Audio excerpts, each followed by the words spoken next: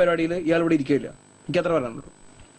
93.5 red FM red carpet ആണ് കേട്ടുകൊണ്ടേയിരിക്കുന്നത്. വീണ നായരാണ് നമ്മളോടൊപ്പം, കൂടെ ഞാൻ മാത്തുക്കുട്ടി. അപ്പോൾ നമ്മൾ പറഞ്ഞ് നിർത്തിയത് പ്രണയത്തെ കുറിച്ച് തന്നെയാണ്.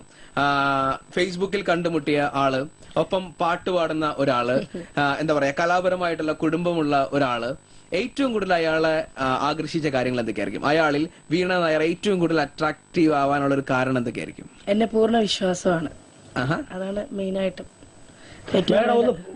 ഒന്ന് ലെവലിൽ സംസാരിക്കാൻ പറ്റുമോ?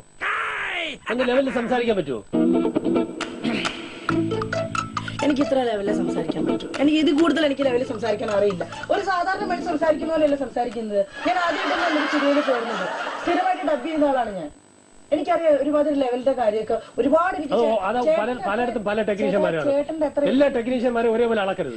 ചേട്ടന്റെ എത്രയും അറിയില്ലെങ്കിലും ചേട്ടന്റെ ഒരു 4-1 ഒരു 1.5% എനിക്ക് അത് വെച്ചോണ്ട് ഈ ആളാവരുത്.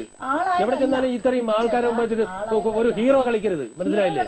ചേട്ടനാണ്. നിങ്ങളെ പോലെ തന്നെ ഞങ്ങൾ വർക്ക് ചെയ്യുന്നത് ടെക്നീഷ്യന്മാരെ ഇതേപോലെയാണ് വർക്ക് ചെയ്യുന്നത്. ചേട്ടൻ ഒരു ടെക്നീഷ്യൻ ആയതുകൊണ്ട് ഞാൻ ഇങ്ങനെ സംസാരിക്കുന്നത്. വേറുള്ളവരുടെ ഇങ്ങനെ ആയിരിക്കില്ല സംസാരിക്കാം. ചേട്ടനെ റെസ്പെക്ട് ചെയ്യുന്നതുകൊണ്ടാണ് ഇങ്ങനെ സംസാരിക്കുന്നത്. പക്ഷെ ഇപ്പൊ ഈ കാണിക്കുന്നത് ശരിക്കും പറഞ്ഞാൽ മനഃപൂർവ്വം എന്നെ ഇറിറ്റേറ്റ് ചെയ്യിപ്പിക്കാണ്ട് കാണിക്കുന്നതാണ്. സത്യമായിട്ടും ഇങ്ങനെ ഒരു ഇതിനാണ് വിളിച്ചതെങ്കിൽ തീർച്ചയായിട്ടും ഭയങ്കര മോശമാണ് കാണിക്കുന്നത്. കാരണം നിങ്ങൾക്ക് ഞാൻ പറഞ്ഞു എന്റെ മിസ്റ്റേക്ക് അല്ല ലേറ്റ് ആയി പോയത്. അതിന് ഇയാൾ ഇങ്ങനെ കിടന്ന് സംസാരിക്കേണ്ട കാര്യമില്ല. മൈക്ക് കാണാൻ നടക്കുന്ന ആളൊന്നും അല്ല ഞാൻ. ഇത് കണ്ടു. ഞാൻ ഇതിന് മുന്നേ ഞാൻ കാണാന്നുള്ള ആളാണെങ്കിൽ ഇതിനെ പിടിച്ച് വലിക്കില്ല. എതിരെ പിടിച്ച് ശരി, എങ്ങനെയാ അപ്പൊ താക്കുന്നത് കാണിച്ച്? ഞങ്ങൾ ടെക്നീഷ്യന്മാരോട് പറയാം, നിങ്ങൾ സ്വന്തമായിട്ട് വലിച്ചു പിടിക്കാനല്ല. എഴുതി വെക്കും കൂടെ ചെയ്യണം. അങ്ങനെയാണെങ്കിൽ ഇയാളെ കാരണം എന്തെല്ലാം സംഭവിച്ചെന്നറിയാം. എന്ത് സംഭവിച്ചു? എനിക്ക് വൈഫിനെ കൊണ്ട് ആറ്റുകാലിൽ പോകാനുള്ളതാണ്, മനസ്സിലായോ? പോകാനുള്ളതാണ് നാളത്തേക്ക്. ഞാനിവിടെ ചേട്ടാ ഞാൻ പറഞ്ഞോളാം. ചേട്ടന്റെ ഫാമിലി മാറ്റേഴ്സ് തിരക്കാൻ വേണ്ടി വന്ന ആളല്ല ഞാൻ. എന്നെ വിളിച്ചു എന്നാൽ ലേറ്റ് ആയി ഇനി കണ്ടിന്യൂ ചെയ്യാൻ പറ്റത്തില്ലെന്ന് പറയുകയാണെങ്കിൽ ഉറപ്പായിട്ടും പറയും. ഞാനത് പറഞ്ഞിട്ടുണ്ടായിരുന്നു. ആ ചേട്ടൻ എന്നോട് പ്രതിഭയുടെ എന്നോട് പറയണമായിരുന്നു. ഇവിടുന്ന് വിളിച്ചു പറയണമായിരുന്നു. ഇവിടുത്തെ എന്നെ വിളിച്ച പ്രൊഡ്യൂസർ പറയണമായിരുന്നു വരാൻ പറ്റത്തില്ലെന്ന്. അദ്ദേഹം പറയുമ്പോ ഒരുപാട് കണ്ണം മോഹം ആൾക്കാരുടെ പേര് പിടിക്കുന്നു. ഞാനാ ഈ ഇത് കാണാൻ വേണ്ടിയിട്ടാണ് ഞാൻ ഇരിക്കുന്നത്. ഇയാൾ ആര്? റസൂൽ പൂക്കുട്ടിയാ? അങ്ങനെയുള്ള ഒരാളിനെ മാത്രമേ കണ്ടിട്ടുള്ളൂ. അതിനപ്പുറത്തുള്ള ഒരാളെ കണ്ടിട്ടില്ലേ? എന്തുകൊണ്ട് പറ്റില്ല? ചെയ്തിട്ട് പോയാൽ മതി. ഇയാള് ചെയ്തിട്ട് പോയാൽ മതി. എന്നെ ഇവിടുന്ന് പുറത്തു പോകണം. നിങ്ങളാണ് തീരുമാനിക്കുന്നത്.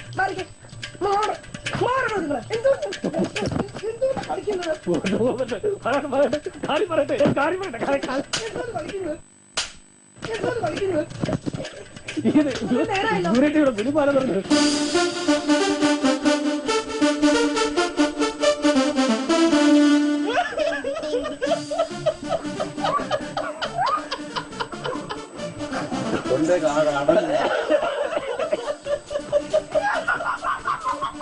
അയ്യോ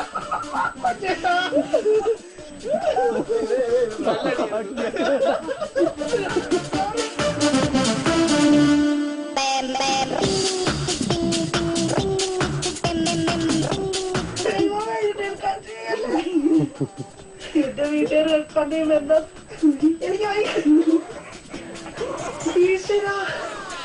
എന്താ ചേട്ടാ സോറി. ക്യാമറയൊക്കെ അപ്പുറത്ത് ഒളിപ്പിച്ചിട്ടേക്കായിരുന്നു.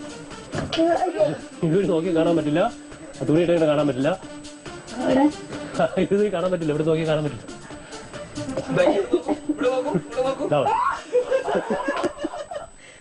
സുരേഷ് ടിവിയുടെ ഗുലുമാലം എന്ന് പറഞ്ഞൊരു കോമഡി പ്രോഗ്രാമായിരുന്നു. പിന്നെ മാത്തുക്കുട്ടിയുടെ നമ്മുടെ സൈഡിൽ നിന്നാണ് ഇതൊക്കെ ചെയ്യിച്ചത്. മാത്തുക്കുട്ടി ആർക്കും പരിചയപ്പെടുത്തേണ്ട കാര്യമില്ല.